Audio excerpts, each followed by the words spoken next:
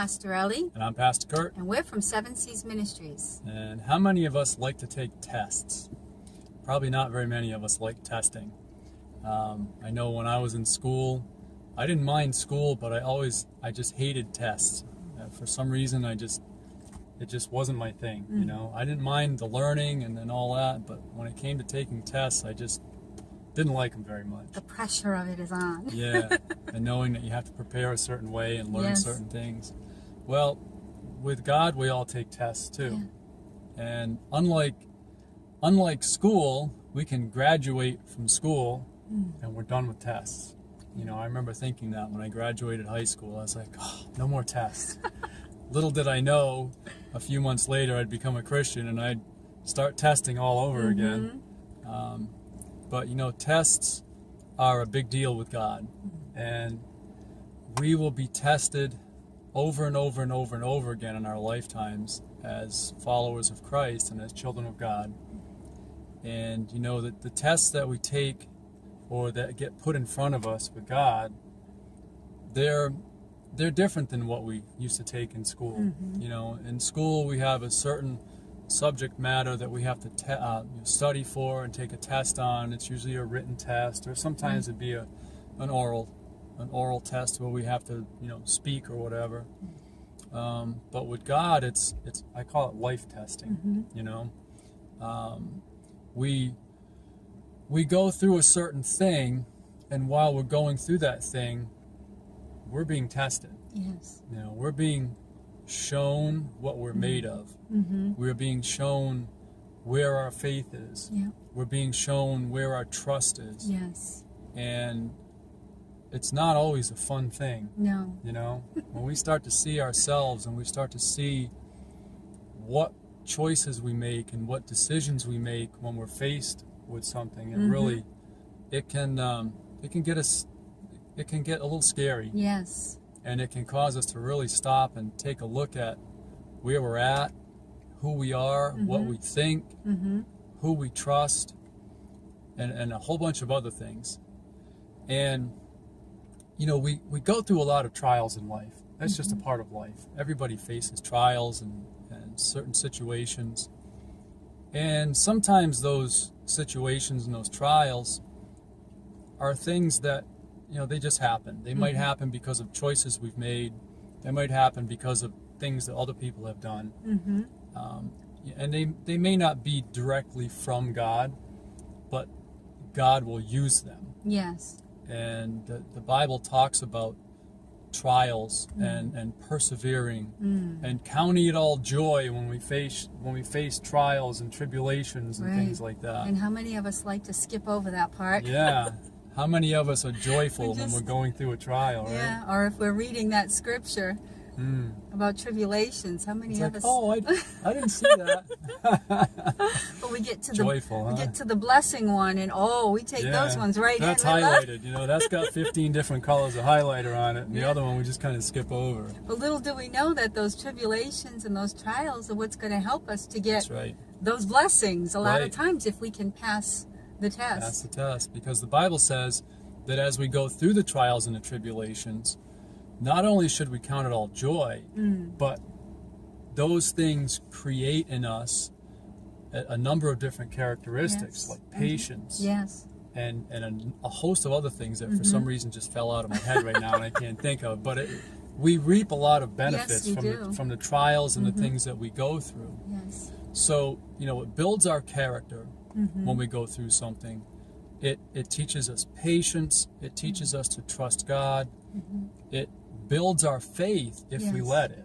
You know, we can do one thing or the other. We can let it build our faith, or we can let it cause doubt. Yes. And, you know, so the thing is with tests is that when we face these things that we're being tested in, we don't just get one shot. You know, hopefully we pass the test the first time. Right. And we don't have to go through that thing again. But more often than not, most of us fail the first time. And so when we fail a test, what happens? You know, what comes next? Well, It may not be immediate, but we will go through that same type of situation again. Yes. And if we fail it, we'll go through it again. And we will keep going through that same type of situation until we get it right. Right. And, you know, Abraham went through a test. When Isaac was born or had been born and was a young boy, God tested Abraham's faith. Yes. And he asked Abraham to take Isaac to the mountaintop and sacrifice him. And despite Isaac being his prize, his treasured son, Abraham chose to follow God, obey God's voice, and take him to the mountaintop. And because Abraham passed that test by taking Isaac to the top of the mountain, God stopped him and he did not have to sacrifice his son. Abraham passed that test with flying colors. Yes. Now, there were other tests that Abraham failed before that, but that particular test he passed, and so he didn't have to go through that again. And so that brings up a point that we'd like to kind of emphasize and maybe ask a question here.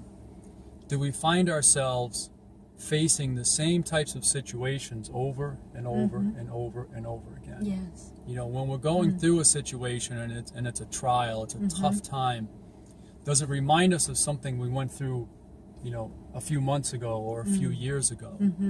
Is it the same kind of situation, the same type of thing where we have to come up with a solution for something that looks a lot like what we had to come up with a solution for before? Yes.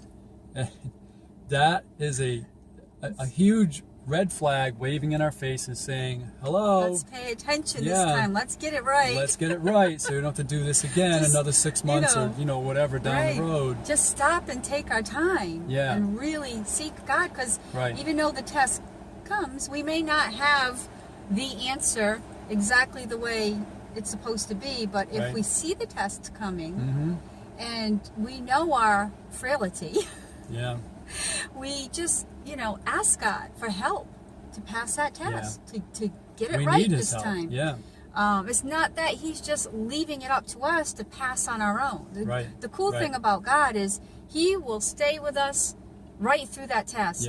Whereas teachers, you're on your own. Not a chance. They'll give you maybe sometimes the subjects or the different things that they'll tell you ahead of time what they're going to be having the test on. Well, we don't really get that with God. We just get the test. But with God, we do get Him being beside us.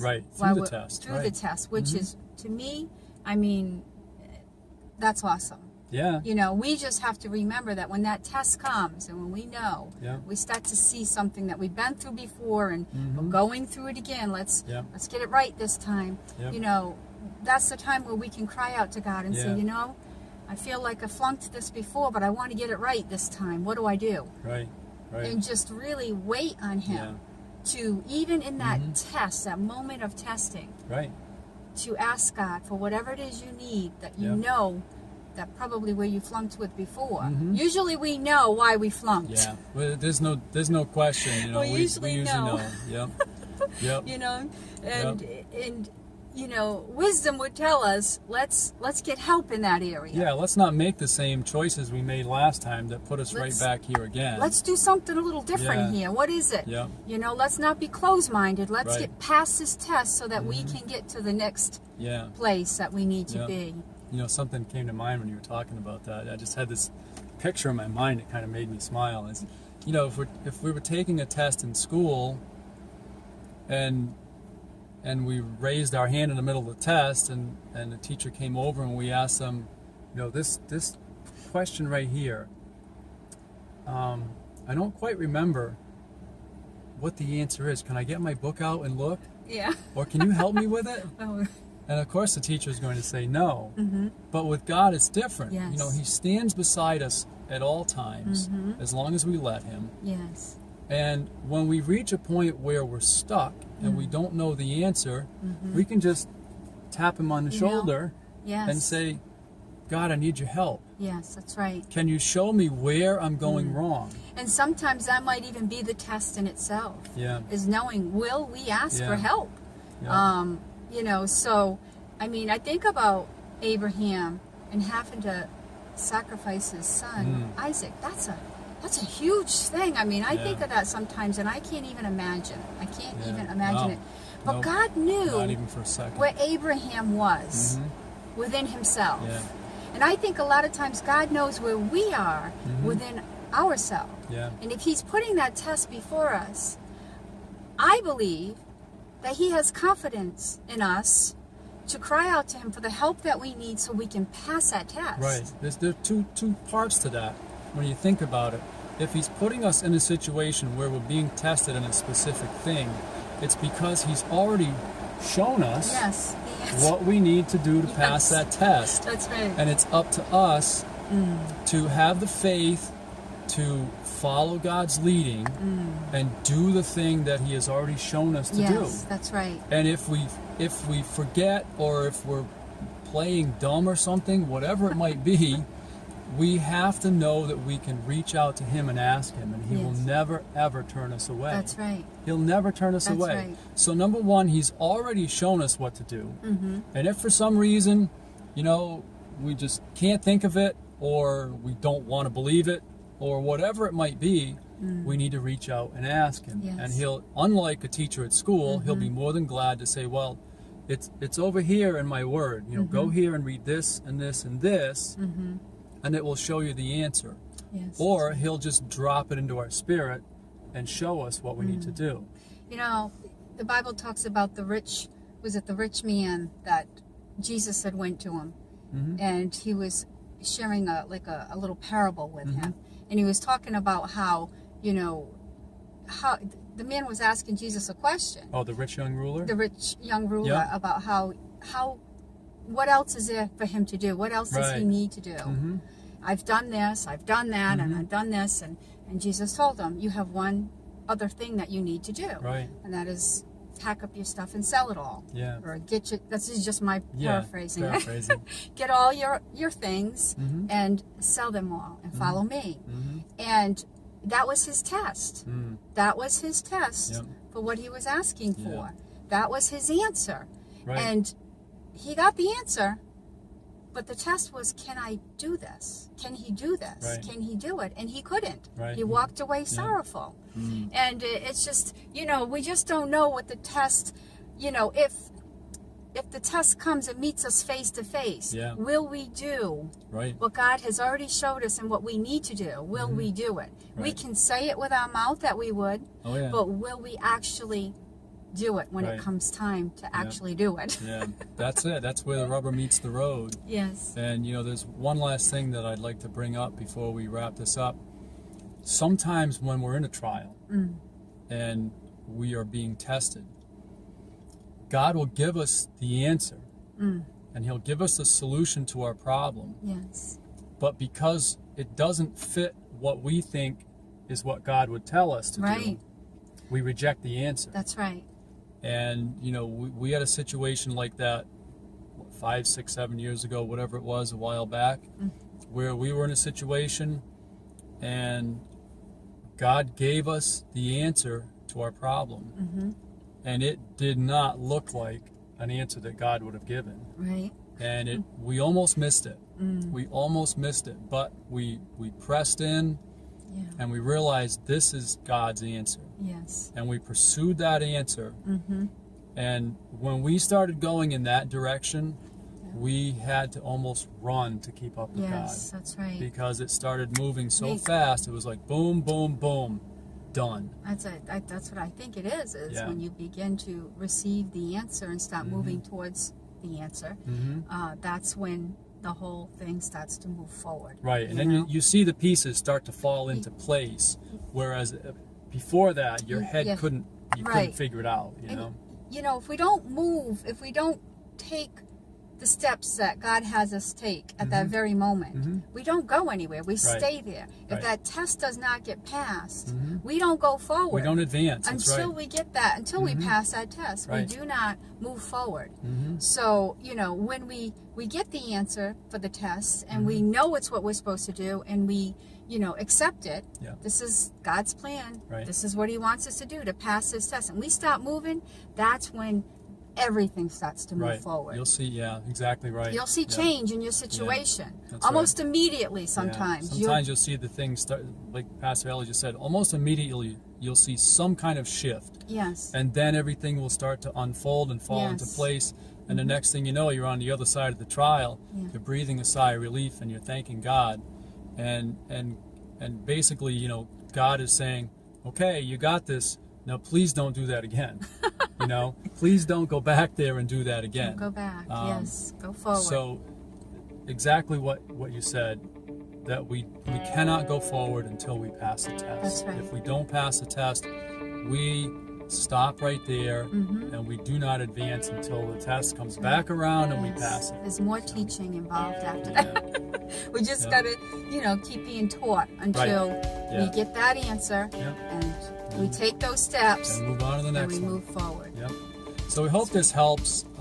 It's not a subject that, you know, we talk about a lot. A lot of people don't talk about this much, but it's important because if we want to advance, we have to pass the tests that are put in front of us. Yes. So we hope this helps everybody. Please do us a favor, share the videos, pass them around. As always, feel free to contact us if you have any questions, just want to say hi, you know, email us, go to our website, use the contact form there, call us, whatever you want to do. And we're always happy to say hi and, you know, answer questions if you have any. And we love you guys. We love you. And we hope you have a great rest of your day. Yes. And we'll see you in the next video. You take care. Bye-bye. Bye-bye.